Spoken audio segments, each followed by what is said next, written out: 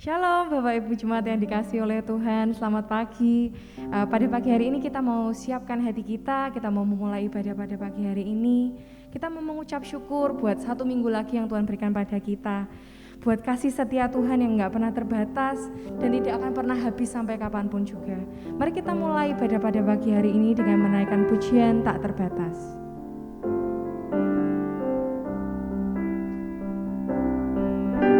Naikkan pujian ini dengan sepenuh hati kita sebagai ucapan syukur pada Yesus buat kasih setia Tuhan dalam kehidupan kita.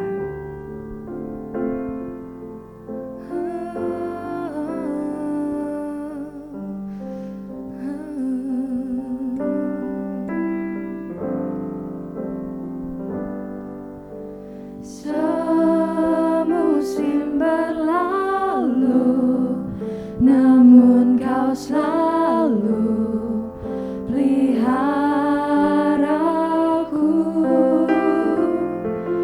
Kasih dan setiamu tak pernah layu di hidupku. Lebih luas dari samudra kebaikan-Mu Bapa takkan habis di hidupku. Lebih tinggi dari cakrawala, tak terbatas kasih-Mu. Sungguh ku bersyukur.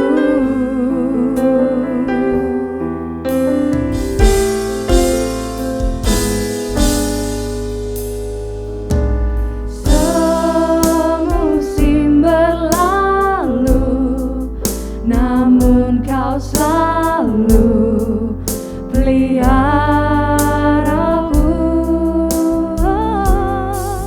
Kasih dan setiamu tak pernah layu di hidupku.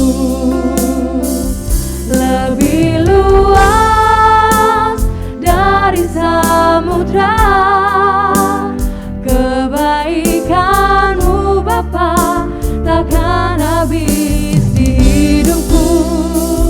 Lebih tinggi dari cakrawala, tak terbatas kasih-Mu.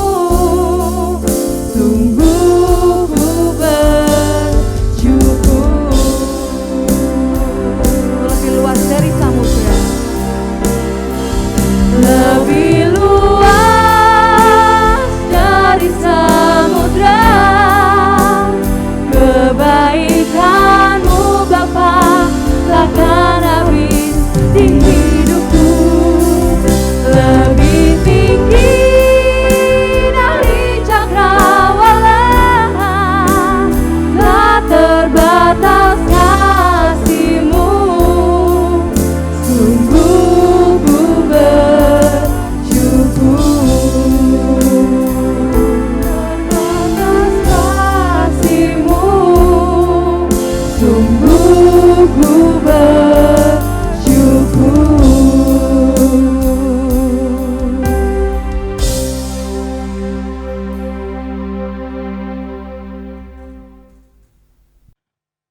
Shalom, saudara yang kasih oleh Tuhan.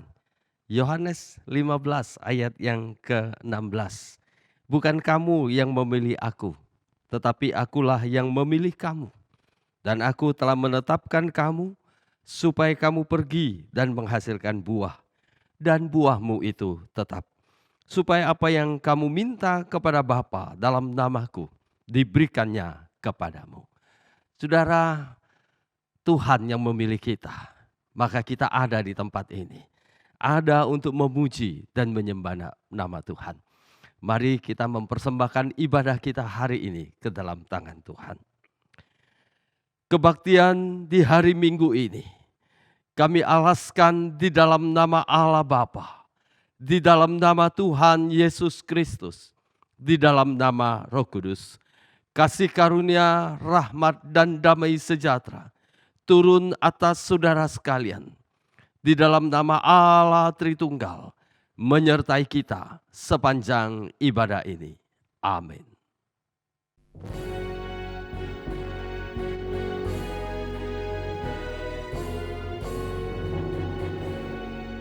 Mulia bagi Bapa, bagi Anak serta Roh Kudus, dari permulaan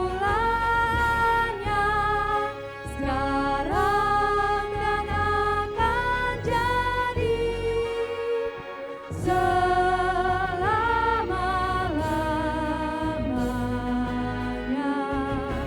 Amin.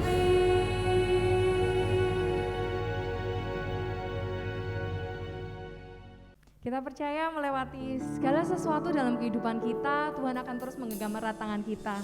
Maka pada hari ini kita mau bersuka cita, kita mau mengucap syukur karena Tuhan akan selalu menolong kita, menggenggam erat tangan kita, dan karena Dia Allah yang tidak pernah gagal. Maka dari itu kita mari angkat pujian, Dia tak pernah gagal. Mari kita bersama-sama tepuk tangan walaupun di rumah masing-masing. Dia tak pernah gagal karena Dia Allah. Dia tak pernah lalai, Dia jamin firman-Nya. Sebab Dia Allah, Raja segala raja, kekuatanku, perisaiku, dan gunung batuku. Bersoraklah, puji sembah Dia, Yesusku Raja mulia, Yesusku Allah perkasa, Yesusku Allah pemenang, Yesus Raja. Dia tak pernah gagal karena Dia Allah. Dia tak pernah lalai, Dia jamin firman-Nya. Sebab Dia Allah, sebab Dia Allah, Raja segala raja, kekuatanku, perisaiku, dan gunung batuku. Bersoraklah, puji sembah Dia, Yesusku Raja mulia, Yesusku Allah perkasa, Yesusku Allah pemenang, Yesus Raja. Sekali lagi bagian remnya. Sebab Dia Allah, Raja segala raja, kekuatanku, perisaiku, dan gunung batuku. Bersoraklah, puji sembah Dia, Yesusku Allah perkasa, Yesusku Raja mulia, Allah perkasa, Yesusku Allah pemenang, Yesus Raja. Mari kita berikan sorak-sorai kemuliaan untuk Tuhan Yesus Kristus kita. Bapak Ibu, saudara yang ada di rumah, walaupun hari ini kita boleh beribadah di rumah masing-masing, tapi mari kita percaya, mari kita imani bahwa dimanapun kita berada, Tuhan selalu ada bersama kita. Di kanan kiriku ada Tuhan, di dalamku ada Tuhan, sekelilingku ada Tuhan. Mari kita nyanyikan pujian ini. Kiri kananku ada Tuhan, sekelilingku ada Tuhan, dalam hidupku ada Tuhan, Yesus selalu bersamaku.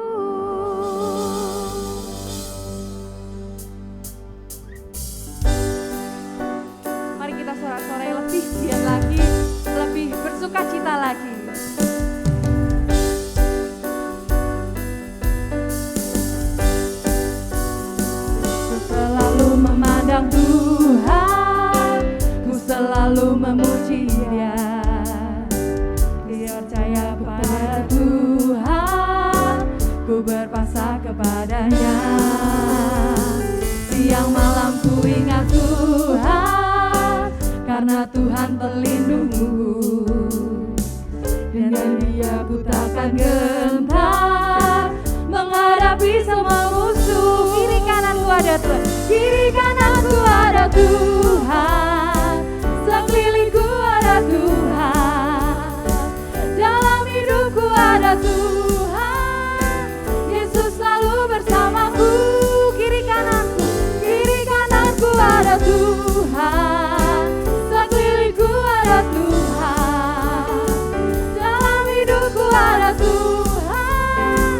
Yesus selalu bersamaku. Kita menyanyikan pujian ini sekali lagi. Siapkan jari telunjuknya buat nanti ya. Memandang Tuhan, ku selalu memuji Dia. Ku percaya kepada Tuhan, ku berpasrah kepadanya. Siang malam ku ingat Tuhan, karena Tuhan pelindungku. Dengan Dia ku takkan gentar menghadapi semua musuh. Buat tengok kanan kiri kita. Kiri kananku ada Tuhan, sekelilingku ada Tuhan, di dalamku ada Tuhan, dalam hidupku ada Tuhan. Yesus selalu bersamaku. Lagi kiri kananku ada Tuhan, sekelilingku di atas, sekelilingku ada Tuhan, dalam hidupku ada Tuhan. Yesus selalu bersamaku.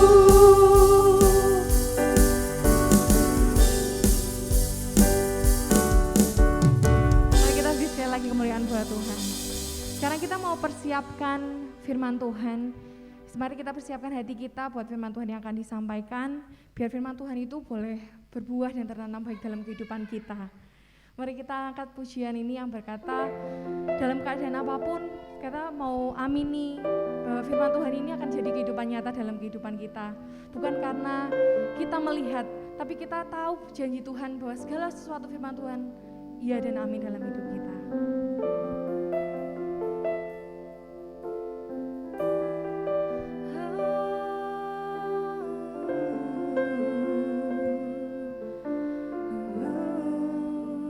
Kekuatan di hidupku, kekuatan di hidupku, ku dapat di dalam-Mu. Kau teguhkan hatiku, tiada yang mustahil bagimu. Sekali lagi, kekuatan di hidupku, kekuatan di hidupku, ku dapat di dalam-Mu. Kau teguhkan hatiku, tiada yang mustahil bagimu. Sebab aku percaya, bukan karena melihat, namun karena firman-Mu yang selalu digenapi di hidupku. Ku percaya, bukan karena melihat, namun karena firman-Mu tiada pernah berubah.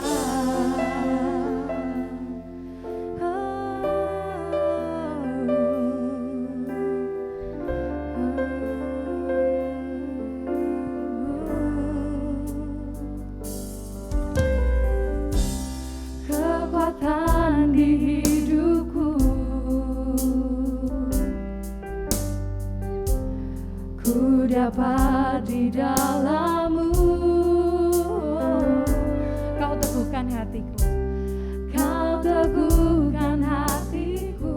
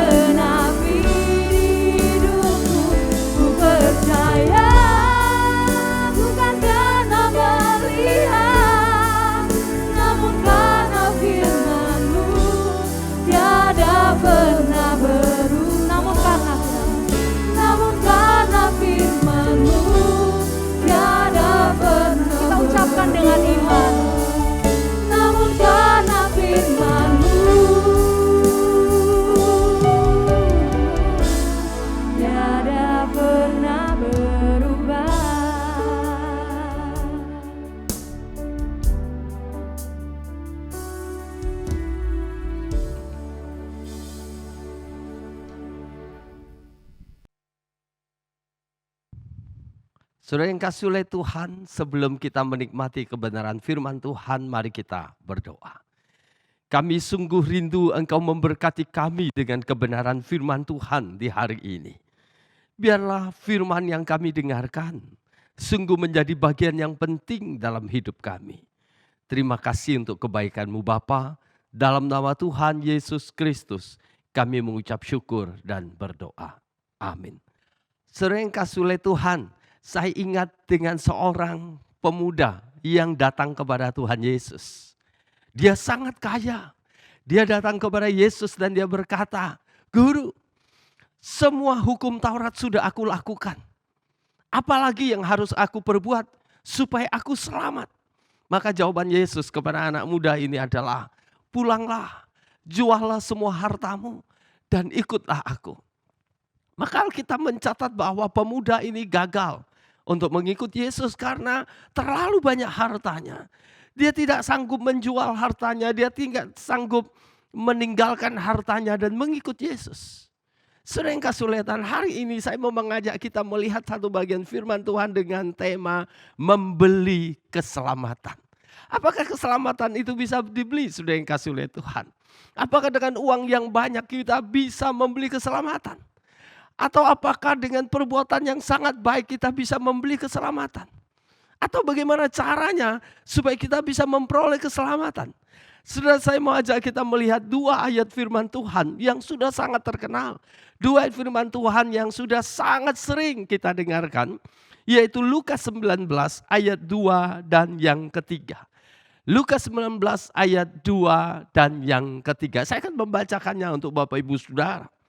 Di situ ada seorang bernama Sakeus, kepala pemungut cukai. Dan ia seorang yang kaya. Ia berusaha untuk melihat orang apakah Yesus itu. Tetapi ia tidak berhasil karena orang banyak sebab badannya pendek. Saudara yang kasih oleh Tuhan, dalam ayat 2 dituliskan bahwa Sakeus adalah seorang kepala pemungut cukai. Saudara, pemungut cukai adalah seorang, apalagi dia adalah kepala pemungut cukai. Dia bukan orang sembarangan, sudah yang kasih oleh Tuhan. Dia adalah orang yang punya relasi dengan para pejabat. Karena pemungut cukai zaman itu adalah seseorang yang mengumpulkan pajak-pajak dari orang-orang Yahudi dan diserahkan kepada pemerintah Romawi. Karena saat itu Israel atau saat itu Yahudi sedang dikuasai oleh pemerintah Romawi. Jadi pemerintah Romawi mengeluarkan satu aturan untuk mengumpulkan pajak, mengumpulkan cukai dari orang-orang Yahudi. Minimal ada 2 pajak yang wajib mereka bayarkan setiap tahunnya. Yang pertama adalah pajak kepala atau cukai kepala. Dari anak berusia 12 tahun sampai 65 tahun wajib membayar pajak kehidupannya, pajak kepalanya. Artinya ketika ia bernafas dia harus membayar pajak kepada orang-orang Romawi. Dan pajak yang kedua adalah pajak tanah. Ketika mereka memiliki tanah, ketika mereka memiliki rumah, mereka harus membayar pajak kepada orang-orang Romawi. Dan ada pajak-pajak yang lain, pajak benda-benda tertentu. Saudara yang kasih oleh Tuhan, orang-orang Romawi mereka tidak turun langsung untuk mengumpulkan pajak. Tapi mereka memilih dari orang-orang Yahudi sendiri. Orang-orang yang mereka percaya mengumpulkan pajak dan diserahkan kepada pemerintahan Romawi. Jadi kepala pemungut cukai atau Sakeus ini adalah orang yang sangat dipercaya oleh tentara Romawi. Orang yang sangat dipercaya oleh pemerintahan Romawi. Jadi saudara, Sakeus bukan orang sembarangan. Sakeus orang penting di kerajaan Romawi. Sekalipun dia orang Yahudi, tapi dia dipercaya. Dan yang kedua, sudah yang kasih oleh Tuhan, syarat seorang pemungut cukai atau kepala pemungut cukai adalah orang yang pintar.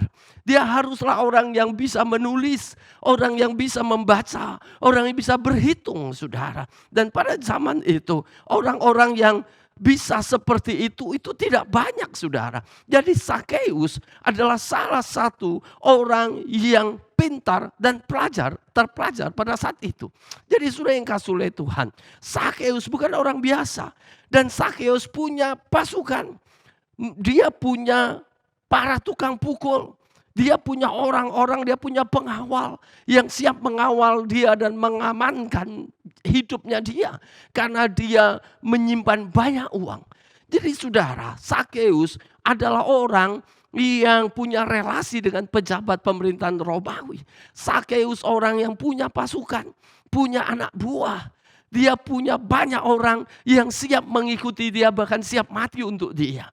Dan ayat 2 juga menuliskan bahwa Sakeus ada seorang yang kaya. Saudara, tapi ada yang aneh sudah di sini. Kenapa? Karena Sakeus tidak bisa berjumpa dengan Yesus karena orang banyak. Dia tidak bisa melihat Yesus karena orang banyak. Saudara, aneh. Dia seorang yang punya relasi dengan pemerintah Romawi. Dia seorang yang kaya. Dia seorang punya banyak pengikut. Dia punya banyak uang. Harusnya tidak menjadi kesulitan untuk ia datang berjumpa dengan Yesus. Dia bisa aja pakai uangnya untuk membuka jalan. Dia bisa saja minta para prajurit untuk membuka jalan. Saudara yang kasih oleh Tuhan, ada banyak kemampuan, ada banyak hal yang dimiliki oleh Sakeus. Tapi Alkitab mencatat bahwa Sakeus tidak bisa menjumpai Yesus. Saudara yang kasih oleh Tuhan, dengan mudah Sakeus bisa berjumpa dengan kaisar, saudara. Dengan mudah. Tapi dia tidak bisa berjumpa dengan Yesus. Nah, disinilah ironinya seorang Sakeus, saudara. Walaupun badannya pendek, tapi kalau dia punya banyak uang, dia punya banyak relasi, dia punya banyak pengikut, bahkan dia punya banyak orang yang siap berkorban untuk dia. Tidak menjadi satu kesulitan kalau kemudian Sakeus datang dan semua orang membuka jalan untuk Sakeus, sudah yang kasih oleh Tuhan. Karena dia punya banyak uang. Dia bisa saja membeli jalan itu, sudah yang kasih oleh Tuhan. Tapi Sakeus tidak melakukan itu semua. Dia sangat rindu berjumpa dengan Yesus, saudara. Dia rindu melihat seperti apa Yesus itu.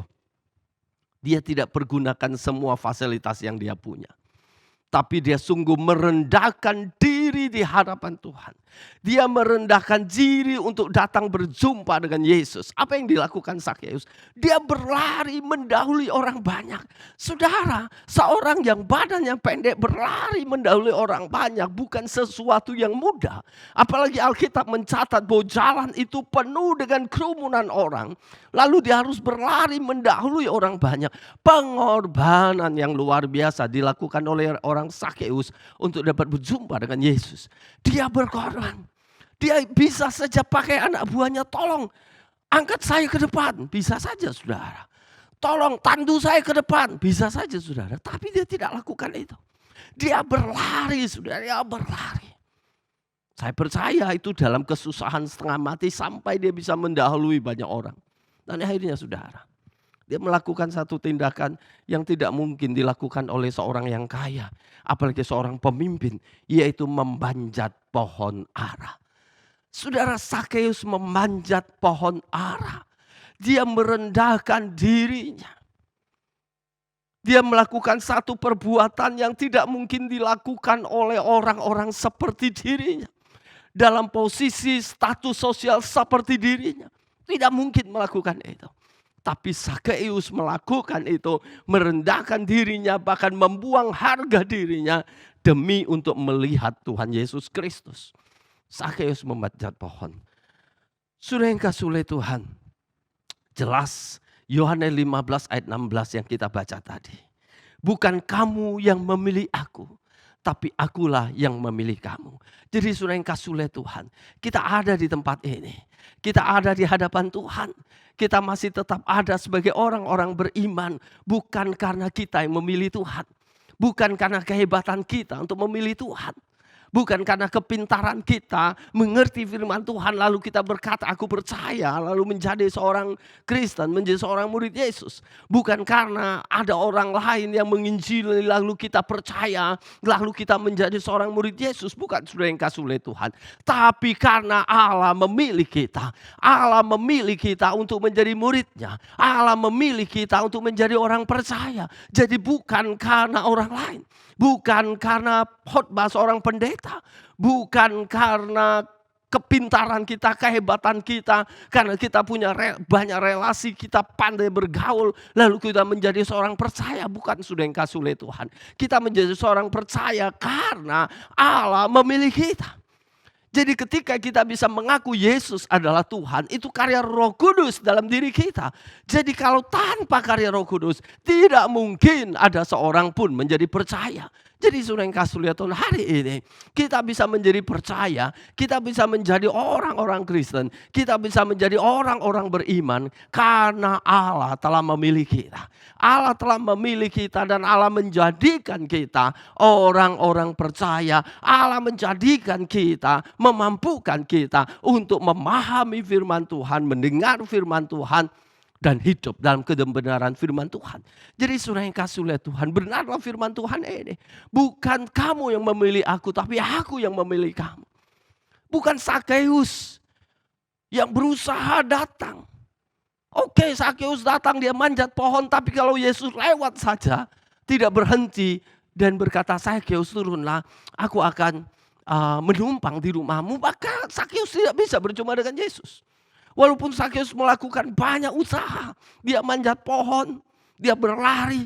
Tapi kalau Yesus tidak berhenti dan berkata Sakeus turunlah, maka Sakeus tidak akan pernah bisa menerima keselamatan. Jadi saudara yang kasih oleh Tuhan, untuk Sakeus menerima keselamatan, karena Yesus berhenti dan Yesus berkata Sakeus turunlah. Saudara, jelas Yesus yang memilih Sakeus. Yesus yang memilih Sakeus dan Yesus meresponi apa yang dilakukan Sakeus dan Yesus berkata Sakeus turunlah. Saudara yang kasih oleh Tuhan, keselamatan tidak bisa dibeli dengan uang. Berapapun harta kita, berapa banyak pun persembahan kita, tidak bisa memberi keselamatan. Karena keselamatan itu adalah anugerah, saudara. Anugerah adalah sesuatu yang diberikan secara cuma-cuma. Keselamatan itu hanya ada karena kasih Yesus Kristus kepada kita. Karena Yesus begitu mengasihi kita, maka keselamatan itu diberikan kepada kita. Salib adalah karya terbesar Allah bagi manusia. Di atas kayu saliblah Yesus mengerjakan keselamatan itu dan diberikan secara cuma-cuma bagi kita. Jadi saudara yang kasih oleh Tuhan, hari ini saya mau mengajak kita kembali menyadari kalau kita bisa percaya kepada Yesus hari ini, bukan karena kehebatan kita, bukan karena banyaknya uang kita, tapi karena Yesus telah memilih kita. Nah, kalau Yesus telah memilih kita, mari kita mau hidup menjaga keselamatan itu. Kita mau hidup menjaga anugerah itu. Seperti kita menjaga tubuh kita sendiri. Saudara, saya percaya tidak ada seorang pun yang tidak merawat tubuhnya. Kalau orang itu orang yang waras, saudara. Dia pasti merawat tubuhnya dari sejak kecil sampai hari ini. Kita tidak pernah bosan merawat tubuh kita. Kita mandi, kita bersabun, kita bagi cewek lalu make up dan sebagainya. Padahal tubuhnya itu aja. Kita tidak pernah bosan. Kita rawat bagaimanapun bentuknya, hanya kita terawat, saudara. Kita tidak membiarkan tubuh kita begitu saja. Nah, demikian juga keselamatan yang kita terima. Anugerah keselamatan yang kita terima. Mari kita rawat setiap hari. Kita hidupi keselamatan itu setiap hari. Jangan sampai seperti kita punya mobil baru. Saudara, saya percaya saudara pasti pernah mengalami ketika punya mobil baru atau sepeda motor baru, apa yang saudara lakukan? Setiap hari saudara akan cuci, kan? Saudara akan lap, dipoles, kinclong bersih banget saudara. Sebulan, 2 bulan, mungkin masih melakukan itu. Tapi setelah setahun, 2 tahun, apalagi 10 tahun saudara. Saya tidak yakin banyak orang yang tetap melakukan rutinitas itu. Ada banyak orang sudah tidak lagi sering memoles mobilnya. Tidak sering mencuci mobilnya, mencuci motornya. Ya kalau pas sudah kotor banget lah baru dicuci. Kenapa saudara? Karena tidak lagi mobil baru. Tapi jadi mobil yang lama.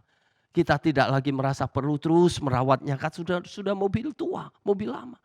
Tapi beda dengan tubuh kita. Walaupun kita sudah tua saudara, kita tetap merawat tubuh kita bukan? Kita tetap mandi, kita tetap bersabun, kita tetap sisiran, kita tetap pakai baju, kita tetap merawat tubuh kita. Sekalipun sudah berpuluh-puluh tahun hidup kita, kita tidak pernah bosan merawat tubuh kita. Amin.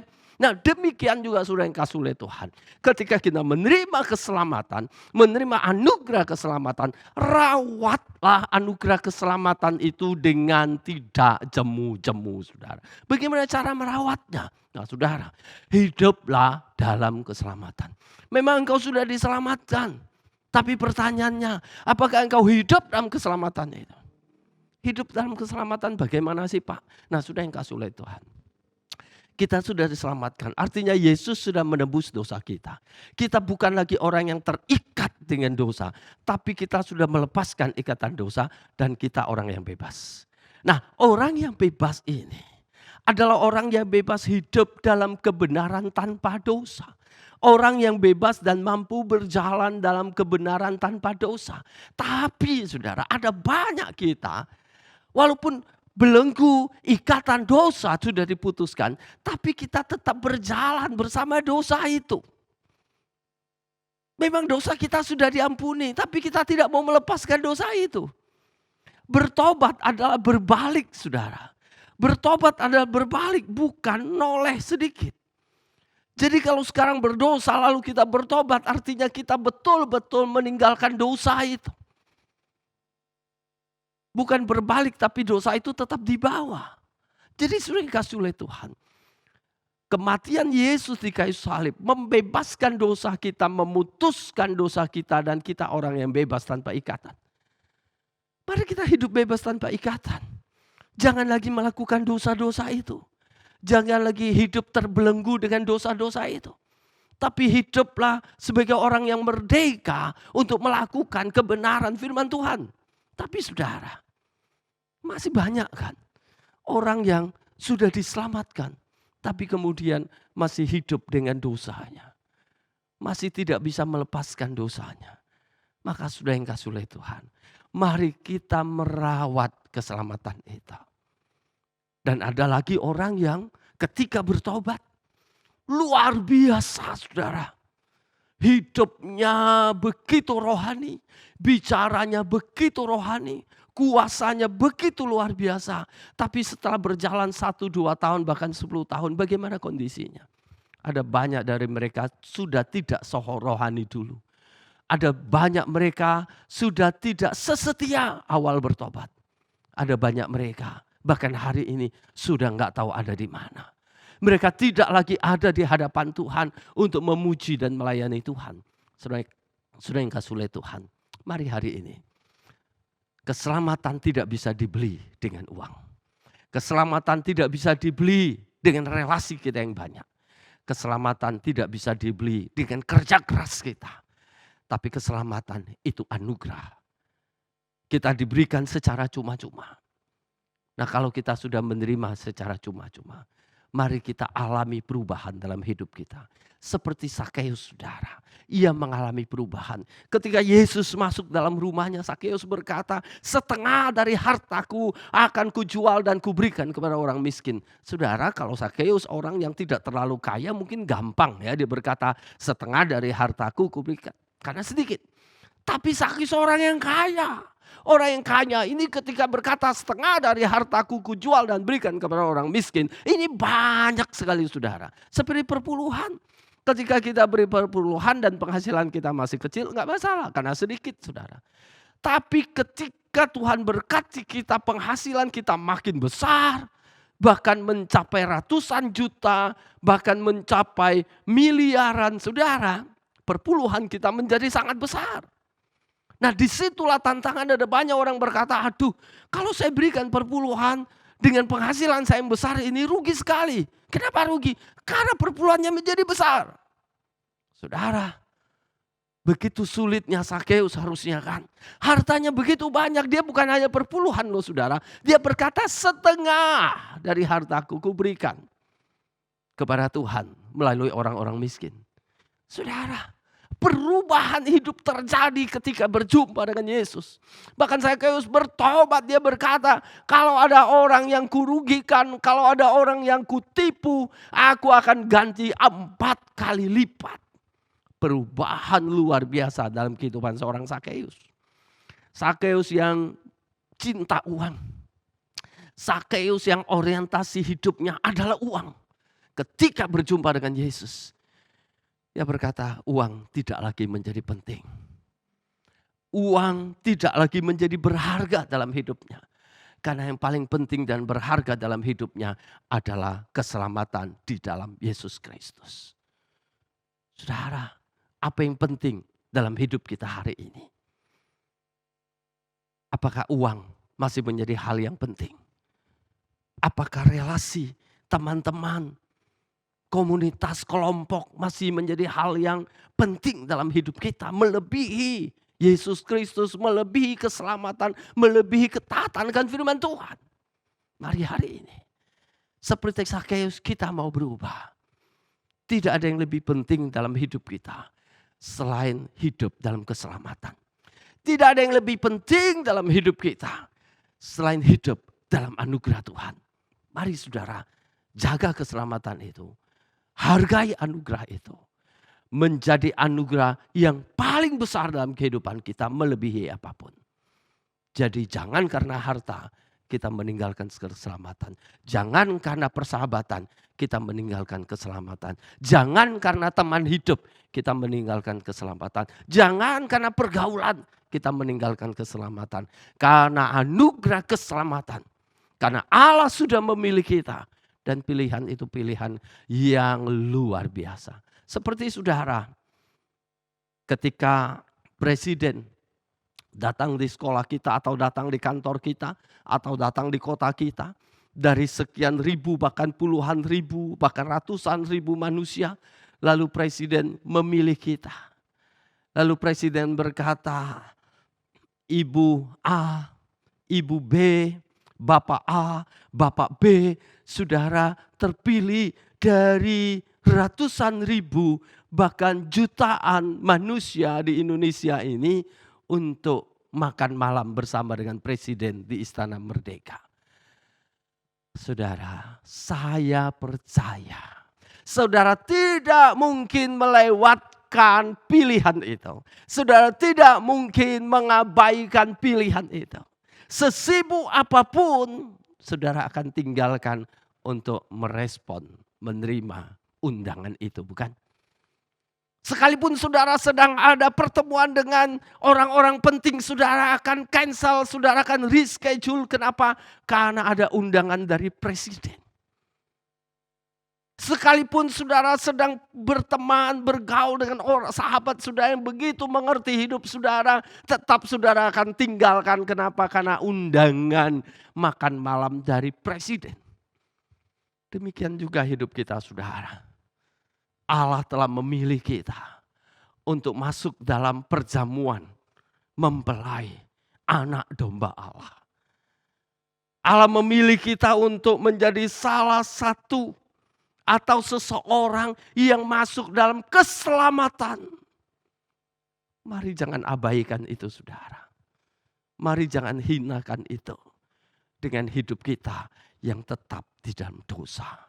Mari hari ini bertobatlah. Kembalilah dalam keselamatanmu. Kerjakanlah keselamatanmu. Dan banggalah dengan keselamatan yang sudah Yesus berikan kepada engkau. Jangan tinggalkan itu hanya karena pergaulan, uang, persahabatan, dan berbagai hal di dunia ini. Saya percaya saudara diberkati dengan firman Tuhan pada hari ini. Mari kita berdoa. Kami sungguh bersyukur untuk kasih dan kebaikan Tuhan yang menolong kami memahami kebenaran firman Tuhan. Bahwa kami tidak mampu membeli keselamatan. Kami tidak bisa membeli anugerah keselamatan dengan uang, dengan apapun yang kami punya. Karena keselamatan itu adalah pemberian cuma-cuma dari Allah. Kami pun tidak bisa menawarkan diri untuk dipilih oleh Allah menjadi orang yang masuk dalam keselamatan. tapi Allah yang memilih kami ketika kami berdosa, ketika kami masih hidup dalam ketidakmengertian kami, Allah telah memilih kami masuk dalam kerajaan sorga. Terima kasih untuk pilihan yang begitu luar biasa. Ajar kami Tuhan hari ini menghargai pilihan-Mu. Kami hidup dalam kebenaran, kami hidup dalam keselamatan. Terima kasih Bapa, dalam nama Tuhan Yesus Kristus kami mengucap syukur dan berdoa. Haleluya. Amin. Karya terbesar dalam hidupku, pengorbananmu yang selamatkanku. Engkaulah yang tak ternilai, yang ku miliki dan ku hargai. Yesus Engkau ku kagumi.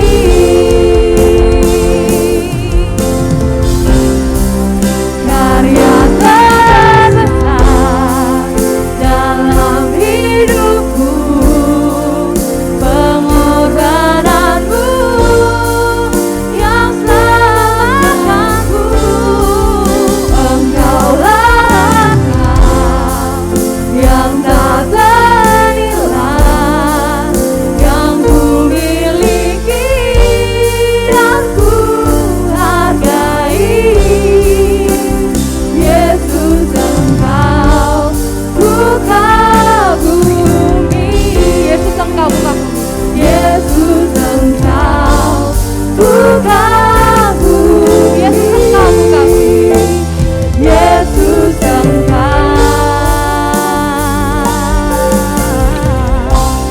ku kagumi.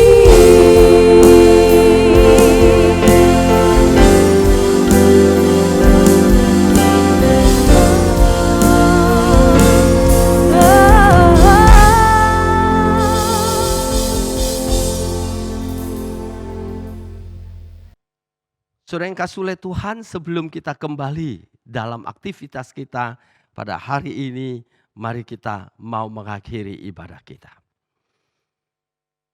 Arahkanlah hatimu kepada Tuhan dan terimalah berkat-Nya. Tuhan memberkati engkau dan melindungi engkau. Tuhan menyinari engkau dengan wajah-Nya dan memberi engkau kasih karunia. Tuhan menghadapkan wajah-Nya kepadamu dan memberi engkau damai sejahtera dari sekarang sampai selama-lamanya. Amin.